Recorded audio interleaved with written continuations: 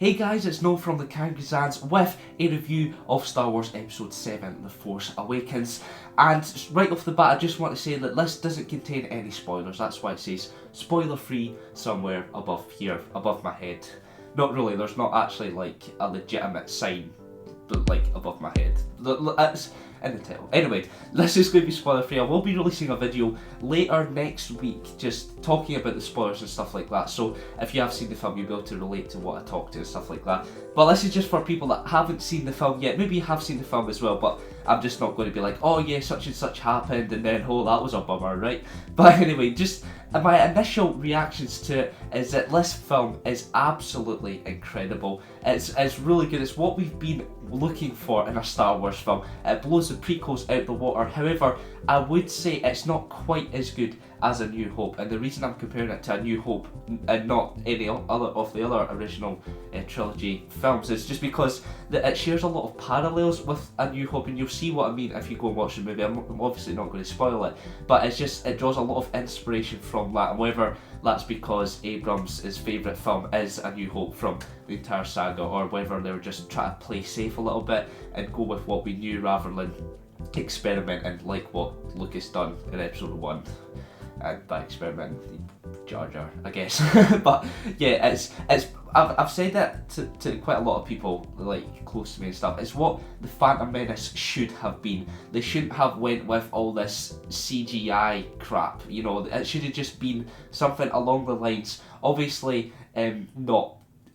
Like obviously, like, I wouldn't be like, oh yeah, let's talk about Han Solo and stuff like that. That'd be a different storyline. But what I mean is just like the way it was shot and everything, like the use of practical effects and try to sort of limit the CGI, but still keeping it in there. But just trying to do everything from the original trilogy that was done well and build upon that, rather than just it going too far away from the source material and stuff, you know what I mean, like that.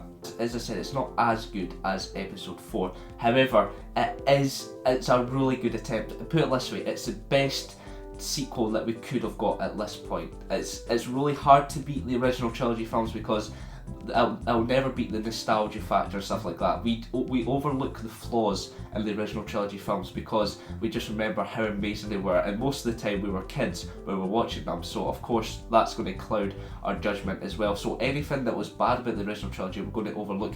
Anything that's bad in this movie we're going to highlight because we're just so critical about Star Wars now, because we want it to reach those peaks that we used to have. So you will notice there's some flaws in this film. It's not perfect by any means, but as I said, it's as good as what we're going to get at this stage, and hopefully Episode 8 can just build on this, and hopefully it doesn't decline, because Abrams isn't directing Episode 8. You'll probably still be a producer of some sort, you know, overlooking it a little bit, but it looks like that Rian Johnson's going to be doing Episode 8, so hopefully it sort of builds on this and it doesn't go downhill. But at least we've got a solid basis to start on, and we've got a good storyline and stuff like that can continue into Episodes 8 and 9. Just sitting in the cinema when it came up a long time ago in a galaxy far, far away, I just lost my, like, honestly, it was crazy. I was just like, I was like a little kid, and then when it came up the Star Wars logo, I was like, and then that iconic music hits you, and you're just like, this isn't happening. My brain is exploding, and it was just incredible. And to see the screen crawl again and a new story come up, it was just amazing. Like to go to the cinema for that is enough. I could have walked out at the cinema at that point and be like, that was a great movie, honestly, guys.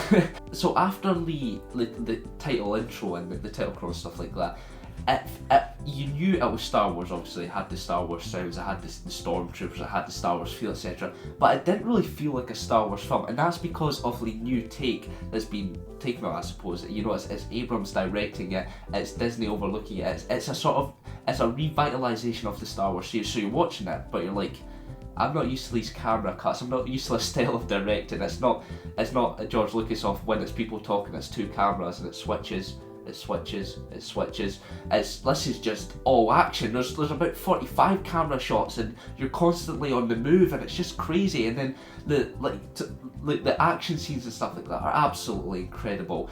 And when the use of CGI is absolutely brilliant. It's not overbearing, and it's not going to look cartoony in 10 years like what we see in Revenge of the Sith and stuff like that. It looks spot on. But I really like how they're using practical effects here as well, and the blend between the two is just, it just seems perfect. And yeah, the action scenes, the dog fights, the X-Wings chasing the TIE fighters and stuff, it's just absolutely incredible. It blows your mind. And on that same note, it's so refreshing to see a different take on the Star Wars universe. As I said, it's not just one man's vision anymore. It's another whole company that's overlooking it, and it's not just going to be Abrams as well. He's taken this one, and we're going to see different directors and stuff. So it's going to be refreshing looking at how different people are going to look at different aspects of the universe and try and piece it all together and stuff like that. So it's an exciting time to be a Star Wars fan. One of the really positive things about this film is the humour in it. It is really good. It's more just like the Star Wars humour we know and love. It's the original trilogy style humour. It's not the prequel where it's forced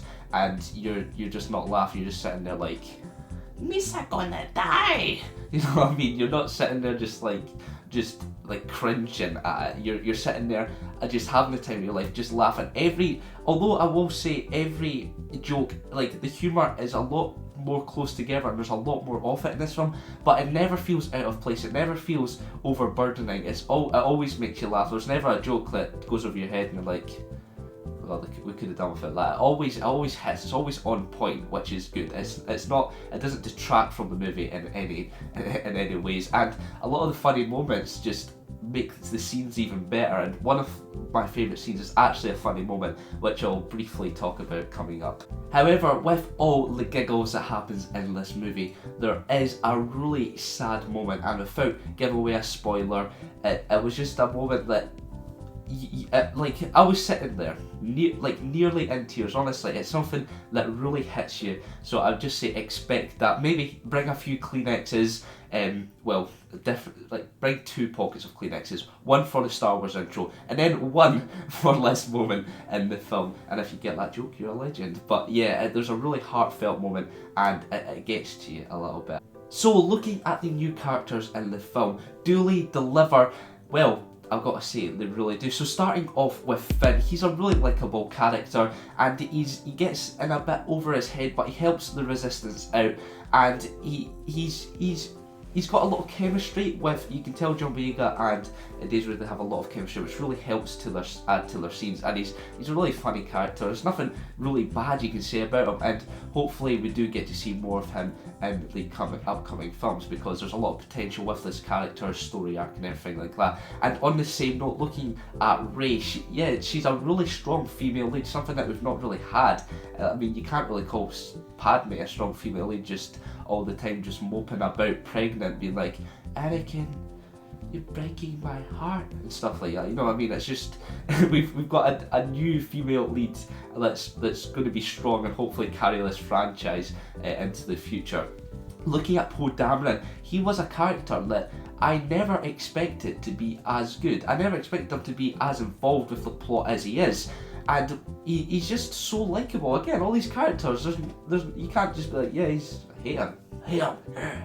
You can't say that. Poe Dameron, he's just a really nice guy. And also, he's an incredibly gifted pilot. See, they really make it believable. When they say, yeah, he's like the best resistant pilot, you really believe it because he's flying his X-Wing kicking ass. You're not like, yeah, they're just doing that to make it look like it. Like, you actually believe it. You're like, yeah, this guy is the bee's knees and he's amazing.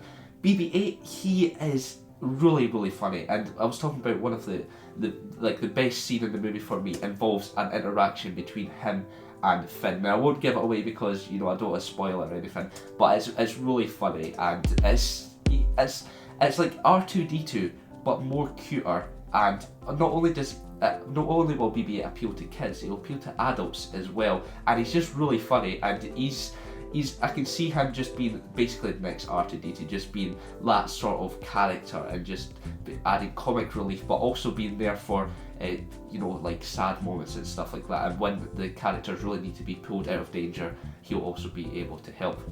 Now, Kylo Ren, this is a tough one, and I'm going to talk about it more in the actual spoiler video, because I really don't want to give anything away, but for me, he was quite disappointing. Now, I've seen a lot of comments saying that Kylo Ren's their favourite villain, he was so badass and stuff. Granted, he is quite a badass, at least at the start anyway, but I don't know, he just lost his way with me, and it's because he shows his more human side than a mask and be like, basically Darth Vader, you know what I mean? He shows that he can be quite vulnerable and stuff like that, and I guess I just wasn't looking for that, but as I said, I'll talk about that more in the actual spoiler part. Maz Kanata, there's not really much you can say about her. She wasn't in the movie an awful lot, so hopefully we see more of her in episodes 8 and 9, but she basically did what was said in the tin. She was quite a wise character and there to just give some of the protagonists, you know, some words of inspiration and wisdom and stuff like that.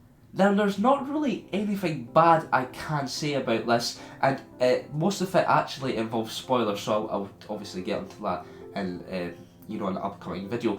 But the main thing for me, if someone was holding a gun to my head and was like, choose something negative, because so far I'm totally bumming this up, which is fair enough because this film is really good and I'm a Star Wars geek, so I may be a bit biased, but it is a really good film. But one bad thing is I feel like, as I mentioned earlier, they played a little bit too safe, and they had to be honest, they had to, because if they came out with basically what Phantom Menace was, trying to do different things and being like, just like a stupid character is the key to all this, as Jar Jar Binks was supposed to be. If they're just like, Maz Kanata's the key to all this, and she's running about like, and dropping stuff in like pod racers and stuff, then, you know, I would probably be like, yeah, play safe. So they did that. However, there's so many parallels with A New Hope, as I mentioned. The storyline has a lot of similarities, so you're going to be sitting in the cinema like, yeah, I'm having a bit of deja vu here. It's not going to be anything new in terms of that, but at least they have built on it. They tried to make it a little bit different, but also stick to what we know. So if I had to pick a negative, I would say it's because of that. And there's also a lot of sort of conveniences in the plot, which happens in every movie, I suppose. There's like, if that never happened conveniently, then they wouldn't be here and stuff like that. So there's a lot, sometimes there's a lot of stuff tying the plot together, which is just like, oh, well, yeah, that's like, if that never happened, then that wouldn't have happened, and then that was nicely tied together out of convenience. But yeah, there are only sort of two things I will talk about, bad stuff about it, that are sort of spoilery, if you want to put it like that. But overall, it's a really good film. If you're a fan of Star Wars, you have to watch it. If you're a fan of the original trilogy, then you definitely have to see it. As I said, it's not as good as the original trilogy, but we're definitely really close to it. If I had to rate it, I would at least give it an 8.5 out of 10. It's a really good time to be a Star Wars fan, and honestly, definitely check out this movie. And don't leave spoilers down below, because I'll get Kylo Ren on you.